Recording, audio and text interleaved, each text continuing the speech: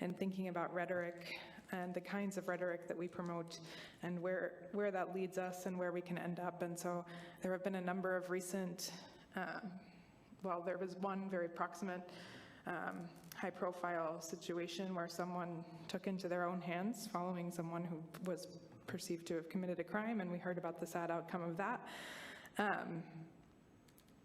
In addition, in Albuquerque, we heard about the outcome of people who were elected to office, you know, engaging in conversations and then having their homes shot up as a result of those conversations, which we all hear about and feel in our own worlds.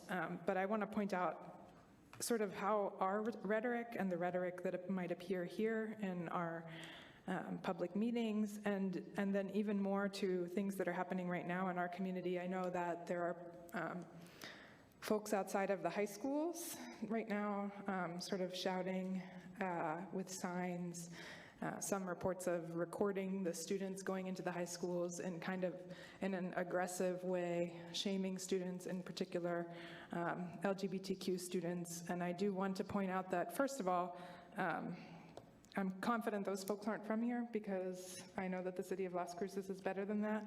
And also that I want to point out to the people in Las Cruces, or sort of say to the kids in particular that are having that are being subjected to that right now when they're going into school, those folks don't represent any of us.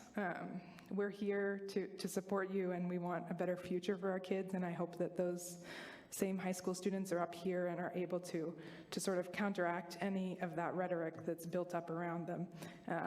But I would also say to the folks who are there screaming in their megaphones at children, I would urge you to come and talk to us as adults if you have a beef, because frankly, it's pretty horrifying to go and yell at children through megaphones, screaming and telling them that they're sinners.